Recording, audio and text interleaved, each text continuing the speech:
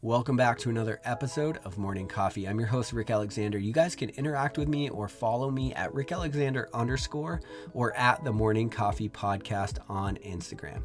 Now, if you're getting a lot from this show, if it's changing your life or even changing the way that you look at your life, it would mean the world to me if you would head to iTunes and give us a 5-star review so that we can continue to climb the charts and get this information to more and more people.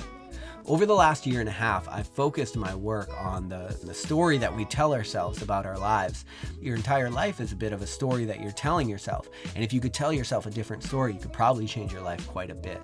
And so I did that work for the release of my newest book, which is coming out in early 2020. But getting excited for that release, I actually wanted to go through a lot of the information that I had learned, a lot of my notes, and synthesize it into maxims, which is what we're getting into today. I've got 21 maxims to maximize your life, and what these are is just things that seem to be true about the human experience, and if you could understand how they are true, you could understand how they could change your life. And so if you go to rickalexander.com, what you're going to find is if you click on articles, the maxim of the day is going to be posted, whatever the last maxim was, and it's also going to have journal entries and thought experiments in there so that you can figure out how to apply these things to your own lives. And so a bit of an interactive experience. So throughout the next year, through my speaking, through my book release, and through these maxims, I'm excited to see how this information can really change the world and change your world if you give it an opportunity to.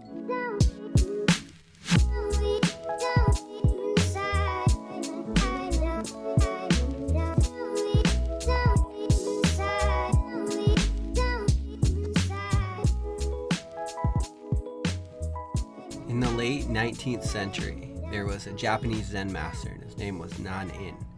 And a university professor came to inquire about Zen. Nan-in served him tea. He poured his visitor's cup until it was full, and then he just kept on pouring. The professor watched the overflow until he could no longer restrain himself. "It's over full," he said. "No more is going to go in." "Like this cup," Nan-in said, "you are full of your own opinions and speculations. How can I show you Zen unless you first empty your cup?" And I wanted to kick off with that, what's called a koan from Zen Buddhism. And Zen originated in China, and it's interesting in its religious practice in that it de-emphasizes knowledge of doctrine and emphasizes direct understanding of truth, which is, I think, one of the things that makes me draws me to all of these what are called koans, which are basically like parables that are meant to help you understand the true nature of reality, which in many cases makes us relinquish what we previously knew. And because life is fluid and not static, it requires our beliefs to mold and evolve as we do in many cases. And so the point of the koan, which is Koan, is to exhaust the analytical and egoic mind in order to reveal the more intuitive no mind. So they're not really about arriving at an answer, but to see for ourselves that our intellections can never provide us with a completely satisfying answer. They're not about arriving at some answer, but to see for ourselves that, first of all, our intellections can never provide us with a completely satisfying answer. But typically they reveal some sort of deep truth in the untangling of the mystery. This is why the Zen Buddhism often speaks in riddles. As people become attached to our own beliefs, if we aren't careful, we become an arbiter or puppet of our beliefs, and then they're no longer serving us. Actually, it becomes the other way around. And so you can tell if people have a lot of beliefs about the world that they haven't actually questioned, then those ideas and those beliefs actually have them. They don't have the ability to say what they mean and then sort of pivot from them and see where it might not be true and see where it might not be serving them and see where it, it's like there's an appropriate amount of questioning to the things that you believe.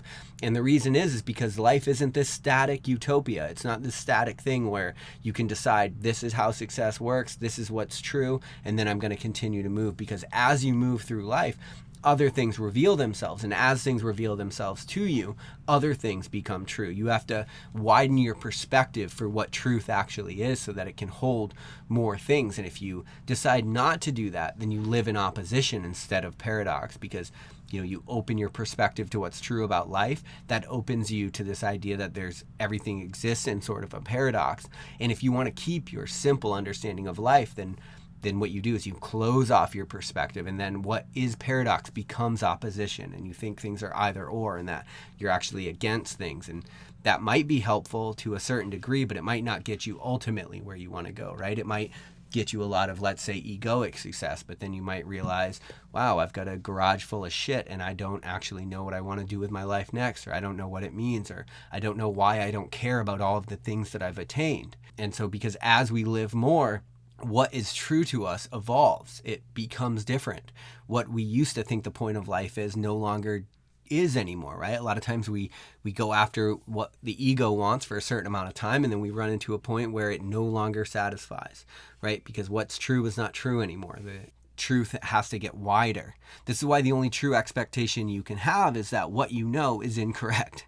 That's the gift that science continues to give us. If it weren't that way, we'd probably be pretty bored quickly, but it's this idea that as we learn more, we actually are just learning more about what we don't know, which is why if you follow somebody in the personal development space and they tend to dig their heels in, I would say to be very cautious of that person, right? If they defend what they believe and they've only defended that belief system for years on end and it's not evolved in some way, then it could be that they actually have a vested interest in that belief system being true and not in the actual reality of the world, right? It could be that they're just clinging on to something that is no longer true. And because life is so fluid and so evolving, I would say that the more dogmatic you become, the more clinged on to something you become that you believe. Again, the further from truth you'll actually get over a period of time. The strength in this message actually comes from simply relinquishing your grip on life. The nature of it can't be grasped, and when we try to, we're no longer talking about life but an idea. So it's kind of somewhat like the idea of God itself, since we talked a little bit about religion in this podcast. One of the best definitions I've ever heard of God is that it exists outside of everything that you understand. And so if you're talking about God directly, you actually aren't. You couldn't be because you don't understand it. So you're talking about an idea of God. And so in light of this, the goal is always to hold on loosely. Like you can pursue things, but you have to hold space for what else might be true. You know, the inability to do this is why we have people that are stuck in their beliefs and unable to pivot even though their life isn't serving them. So maybe they're like chained to a marriage or they're chained to a career because they made certain decisions early on in life and they had a certain belief system that what actually mattered in life was, let's say, the amount of money that they could make or the benefits or the safety that they could derive from it. And then they get into that career.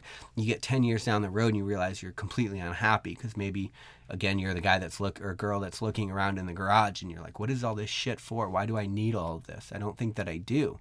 And so as that happens, if you haven't questioned your belief, if you're not in the practice of questioning your belief, then your beliefs have you and you don't have the ability to pivot because you're like, but this is what success is and this is what people are saying.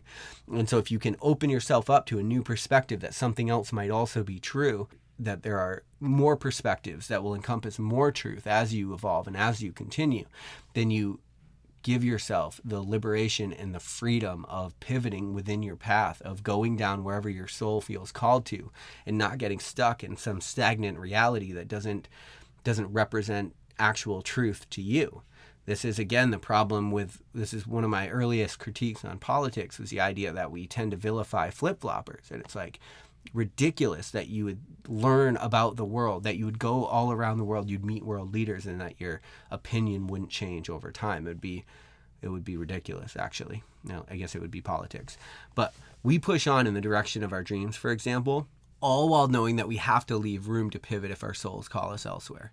This is also why you have the saying, be hard on principles and soft on methods, because you want to make sure that you leave room for what you don't understand. It might be that there's a better method to get to the end state that you're looking for. But how many people hold on to their beliefs without being served by them? Is there anyone you know stuck in a job they don't think they can leave? What about a relationship? Look, life isn't somewhere to get, it's something to experience. And so when we treat it like it's somewhere to arrive, we end up clinging far too tightly to things that aren't serving us or what we want for ourselves. Like we cling to things that serve us in the past, that used to serve us, right? But maybe they're not anymore. Again, that's because there isn't somewhere to get. And so when we relinquish this idea that there's somewhere to get, and we relinquish our grasp on everything that we've worked for to be true or to organize in our mind, when we just allow like create space for yourself in your mind. Face the fact that the rug could get pulled out from under you, but that doesn't destabilize you in some way, right? Like your beliefs can change because you're in a complex world that you don't understand at all, right? And you have a very finite awareness in which to navigate this thing, which is actually one of the maxims we'll talk about later. But have some compassion for yourself and understanding that you don't understand, and that as you go down the path, you get a new perspective, more things become true to you, and you have to allow yourself to do the human thing and evolve and take on the lessons that life is actually trying to teach you, instead of shutting yourself off to what it's trying to teach you and just clinging to what you've already known. That leaves us in a place with much to be desired. It leaves us in a place with little liberation and where we can't actually pivot from. And so always assume that the rug you're standing on will be gone soon. And I would say, if we could just focus back at the beginning of this episode when we talked about that Zen Buddhist cone, like this cup, Nanan said, you're full of your own opinions and speculations. How can I show you Zen unless you first empty your cup? And so if you're getting to a point in your life where you're like looking to learn something new, or you're feeling like there's an answer out there, or there's something out there that's like, man, I feel like there's more to life and I'm not sure necessarily where to look, understand that you might not even be able to hold what's more because you're so full of what you've already done. Allow these things in life to pass through you so that they don't control you in some way, and that you're actually free to use things as they serve you, to discard things as they don't serve you, and to continue on in a somewhat linear fashion. Now in life is never linear, right? We get pulled into polarities, we get pulled into cycles of thought, and we spiral into negative thought loops sometimes. And sometimes we go off on tangents and we date somebody that's not good for us at all, and we'll spend a whole year or two going down that path. Well, that path probably had something for you, but maybe you're at a point now where you just got to release your grip on it a little bit. Allow other things to be true so that you can be sure that your ideas don't have you and that they're actually still serving you. It's a far more beneficial way to go through life, in my opinion. And I think the reason that's true is because, again, as we learn more, we actually learn more about what we don't know. And so we have to come up with a disposition toward life that allows us to hold space for all that we don't know while still continuing to move forward. I love you. Hope you have an amazing day. We'll talk later on Morning Coffee.